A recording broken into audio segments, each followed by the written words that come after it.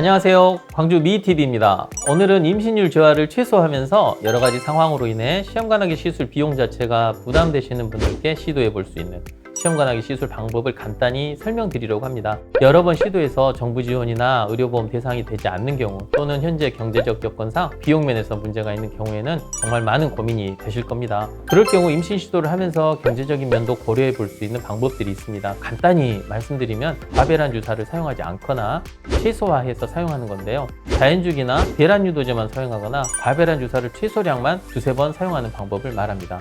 난소 기능이 현저히 저하되어 있을 경우나 과배란 유도를 해서 너무 심한 난소 과자극 증후군을 경험했던 분들 역시 이런 방법으로 시도할 수 있겠습니다.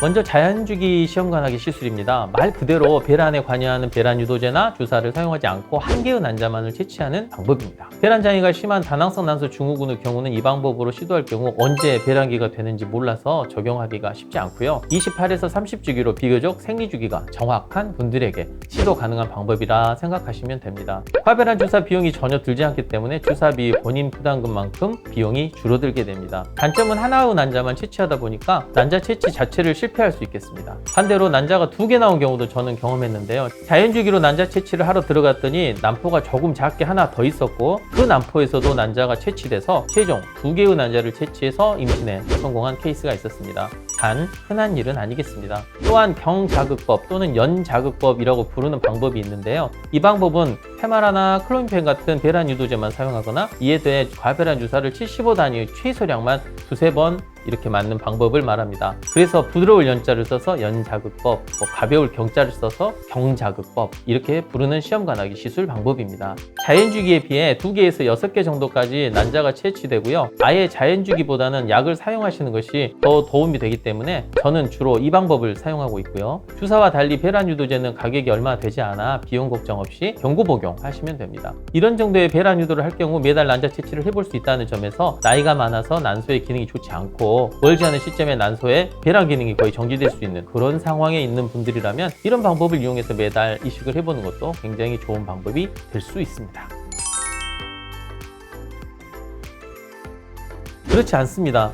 지금 나오고 있는 이제 그래프를 보시면 검은색 네모가 연자극법, 하얀색 네모는 통상적인 과배란 시험관을 말하는데 채취 개수나 배아 개수는 당연히 과배란 주사 맞은 경우가 많이 나오지만 정상적인 배아 개수는 거의 차이가 나지 않습니다. 다른 그래프 하나 보시겠습니다. 설명드리자면 이전 다른 영상에서도 잠깐 언급한 적이 있는데 과배란 시험관의 경우 비정상 배아가 63%, 저자극법은 45%, 자연주기는 36%로 자극을 덜 할수록 정상 배아가 만들어질 확률은 높아지므로 임신율 자체는 조금 더 낮더라도 정상 출산율은 비슷하게 나타나게 됩니다. 물론 냉동 배아가 없어서 그 점이 가장 큰 단점일 수는 있겠고요. 표에서 초록색으로 체크된 배아가 정상이니까 과배란에서 얻은 8개 중 2개만 정상 배아인데 반해 저자극법으로 얻은 4개의 배아 중 2개가 정상이라 별반 차이가 없다는 그런 이야기입니다. 장점은 배아의 질이 우수하고 내막의 수용성이 더 좋고요. 난소 과자극 증후군 같은 위험한 합병증이 일어나지 않는다라는 것입니다. 또한 다폐 임신도 매우 감소하게 되고 주사가 없으니까 환자 입장에서는 이거 뭐 하고 있는 게 맞나? 싶을 정도로 편합니다. 그리고 한 번 바늘로 찌르는 거라 마취도 하지 않습니다. 물론 과배란 주사 비용이 세이브 되겠죠? 그 점도 장점이 되겠습니다. 단점이라면 과배란 요법에 비해 의사가 경험이 더 많아야 하고 난자 채취 자체의 실패율이 높아진다는 점, 냉동 배아가 없어서 다시 주기 자체를 시작해야 한다는 점을 말할 수 있겠습니다. 있습니다. 배란은 마치 화산이 폭발하는 것과 이치가 같습니다. 어떤 에너지가 필요한 거죠. 우리 몸에서는 그 역할을 수축하는 근육이 담당하고 있습니다. 즉 난소의 난포 배란 역시 난포벽의 수축에 의해서 발생합니다. 그런데 수축은 프로스타글란딘 E2라는 물질에 의해서 생기고 결국 이 프로스타글란딘 E2의 작용을 억제하는 약물을 복용하면 배란이 일어나지 않게 됩니다. 진통제로 사용하고 있는 세레브렉스나 인도메타신 등의 약을 사용하면 되고요. 저도 간간히 사용하는데 효과가 매우 좋아서 조기 배란이 효과적으로 억제됩니다.